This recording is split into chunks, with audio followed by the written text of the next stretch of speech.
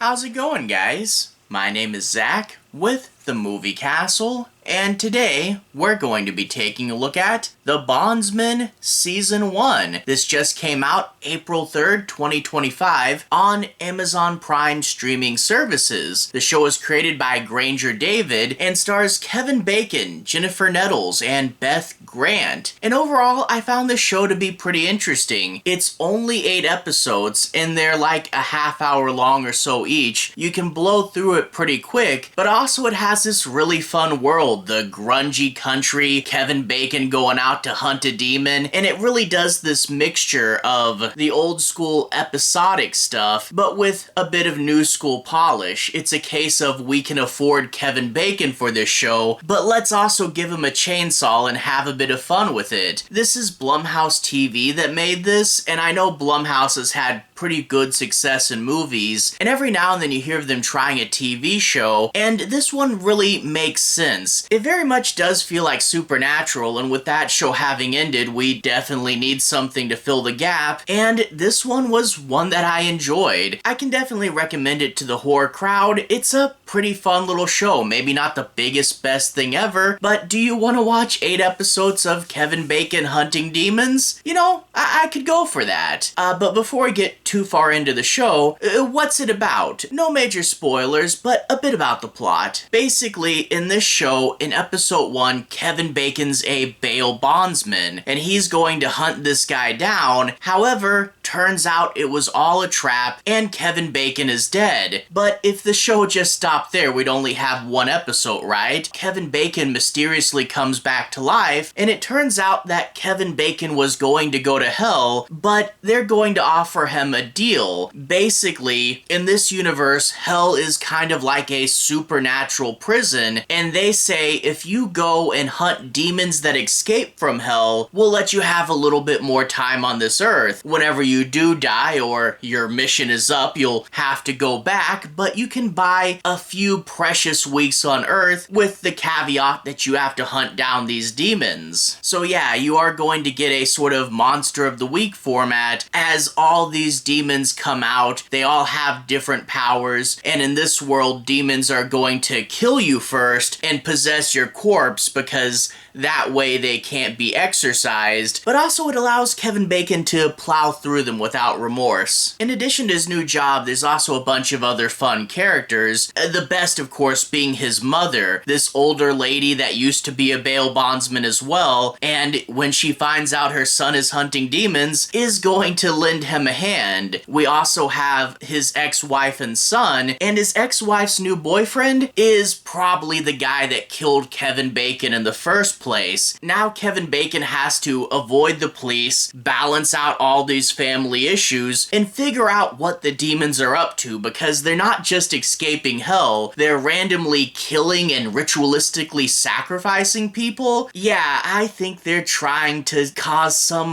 mayhem there, but we'll have to figure out what the demons are up to and why Kevin Bacon went to hell in the first place. A whole bunch of fun little mysteries to solve. Overall, the show really does stay moving. Like I said, it's only 8 episodes and they're only about a half hour each. There's stuff that other shows would do that they would definitely drag out longer, but this show moves at a really steady clip and you really do feel like you're getting things done. In fact, some episodes Kevin Bacon just kills the demon really early because we got other stuff to do in this episode. So yeah, it never feels boring and you can probably blow through the show really quickly if you want to, but maybe not too fast because this is a fun world and it's fun to hang out here. You get the country, and in turn everybody knows everybody. There's music, there's bars, and there's also a bunch of country jokes that the characters will tell, providing a bit of humor. And on top of that, you also have the world set up with the demons. Basically, hell uses this fake company called Pot of Gold, and they'll like fax Kevin Bacon what demon he needs to hunt, and he has to go to his computer and Google that demon to see what its story and powers are. And overall, it's a fun little setup that I really do like. The show can get cheesy from time to time, you know, it's not afraid to swing over the top, and that is something I really do appreciate about it. The show knows how to have fun, and I really do think that this show is a good combination of old school TV and new school TV, because, you know, new school TV, it's a lot higher budget, it's more professional and more put together, and you can get bigger name stars like Kevin Bacon, but this show doesn't do a lot of the things that I don't like new school TV doing. It's not overly pretentious, and it also really doesn't drag. And there's so many pretentious and draggy shows out these days that this one having the levity really was a big pro with it. And also, I really do miss the semi-episodic stuff, you know? The Monster of the Week format is something we haven't seen in a while, and that old school blended storytelling, again, very much like what we saw in Supernatural, really was refreshing to see again. You'd have Demons of the Week, but you also have the overarching plot as well. Now, one thing I will say is this show kind of does wear its influences on its sleeve a little bit. Yeah, it really does feel a bit like Supernatural, but also Kevin Bacon's character, the idea that it's someone hunting people that escape from hell, that is a little bit like that guy who chases Nicolas Cage around in Drive Angry, and I kind of wonder if one of the writers saw that movie and said, this character's cool, he needs his own TV show, what if I change it just enough? But it is changed enough, and it's not verbatim that character, but there might be some people that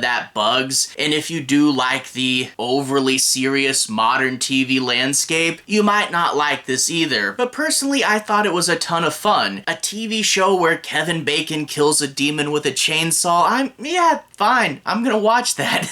That's cool. Overall, I can definitely recommend this, and I really do look forward to what else Blumhouse TV will do, as well as where this show will go. I will say they did set it up for a season 2, and I'm curious what will happen from there. Anyway though, to everyone who's watched so far, thank you for watching. To everyone who's liked and subscribed, thank you. You really are helping the channel out. I'll leave a relevant playlist on the bottom if you guys want to see more videos kind of like this. You can click right there and see more. Anyway, have a good day. See you guys again very, very soon. Playlist here.